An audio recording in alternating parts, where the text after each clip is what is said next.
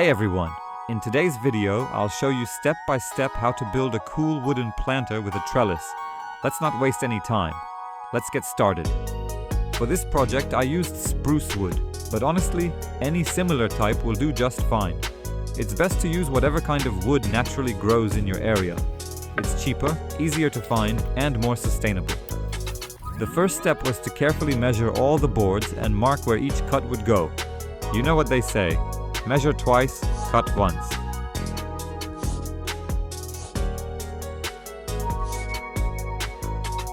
I used a miter saw for cutting, but honestly, any saw will do the job. This project only requires two 45-degree cuts. You can easily make them with a hand saw.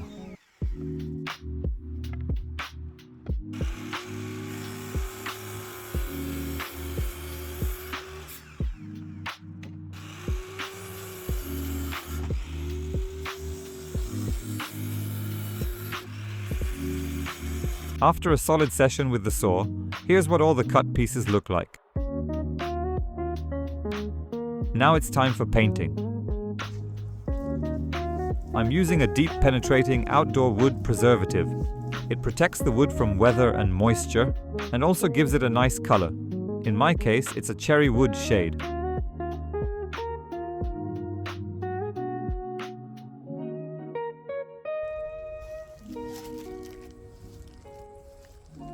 I applied the first coat to all the cut pieces before assembly, and I'll add a second coat once the planter is fully built, just to make sure everything's well sealed and looking good.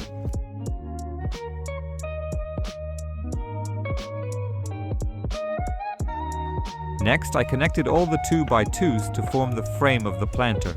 I used metal brackets for this part. Before driving in the screws, I pre-drilled small holes to prevent the wood from splitting.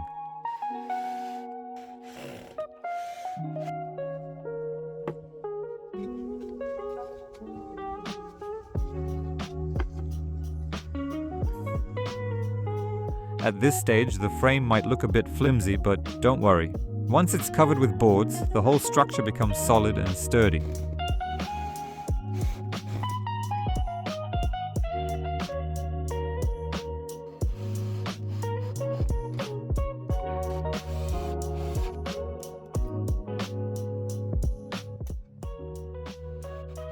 If you'd like to build a planter like this, check out my step-by-step guide.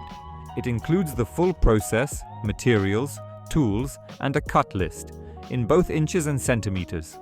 The link's down below in the description.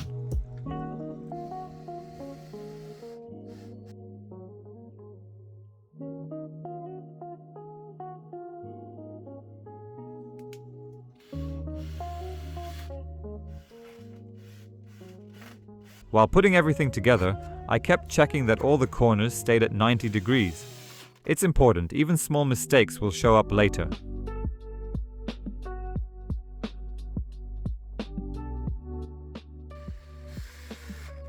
And I've got to say, huge respect to whoever invented clamps.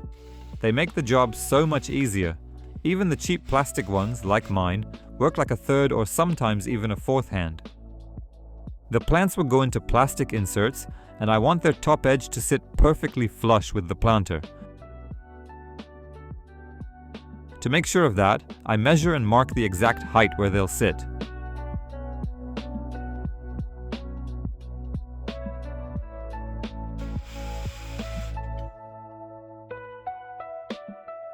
Big thanks again to the clamp guy.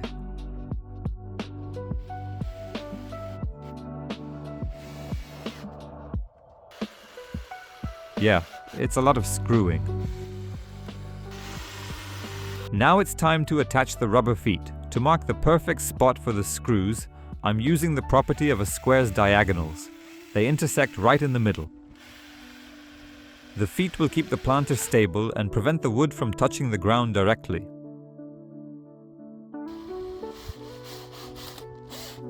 The next step is attaching the boards. I'll be driving screws at the ends of the boards, so it's important to pre-drill the holes. Otherwise, they'll definitely split. Been there, done that.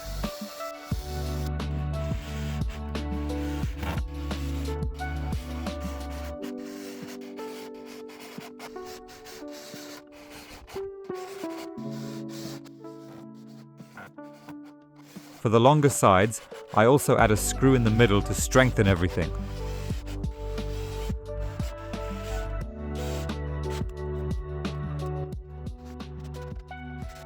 I repeat the same process on the shorter sides and then on the remaining ones.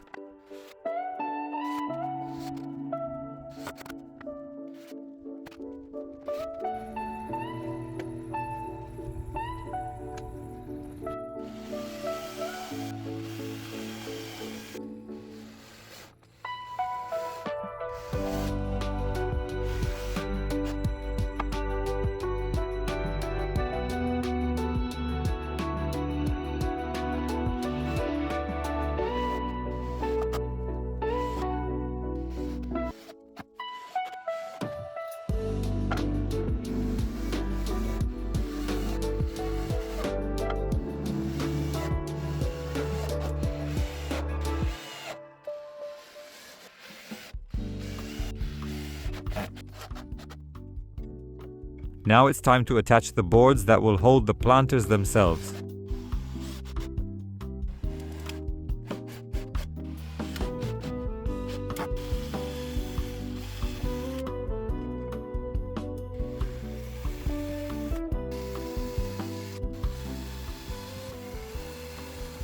Next, I'm attaching the finishing boards along the top edge of the planter box. The boards that sit against the trellis on the shorter sides, I trimmed off camera with a jigsaw, but a regular hand saw works just fine too. To keep things looking clean, I pre-drilled the screw holes first with a small bit, then a larger one. This lets the screws sit deeper so they're not visible.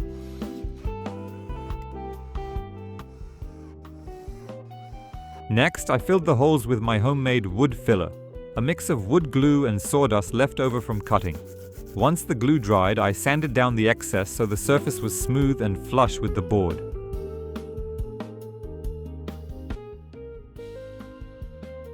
After that, I applied a second coat of the wood preservative to the whole planter. Keep in mind that each additional coat will darken the color. 2 coats are the minimum recommended by the manufacturer, but the color looks just right to me, so I skipped a 3rd coat. I don't know about you, but I love LEDs and use them whenever I get the chance. Here, I used a battery-powered LED strip, which I placed inside an aluminum channel. I attached the channels to the wood using strong double-sided tape. To finish the corners of the planter and hide the screws, I used pre-made wooden corner pieces, which I had also painted with 2 coats of preservative. I nailed them in with small nails that are barely visible.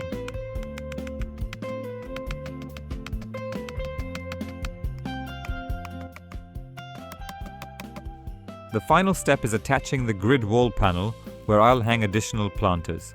The simplest and reasonably clean way to do this is using black zip ties.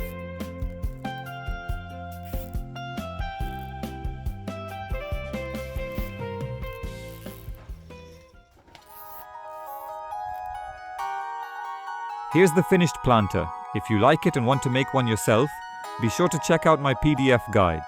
The link is in the video description.